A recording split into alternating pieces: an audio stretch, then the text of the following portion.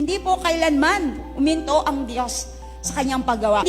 Kung hindi natin namimiss lang din ang lahat ng gawa ng Panginoon, mauubos yung isang oras para ipatutuo natin yung gawa niya sa ating mga buhay. Minsan nag-work siya sa paraan na ayaw natin. Ayoko to, Lord, ba't kailangan mo ako ibaon dito?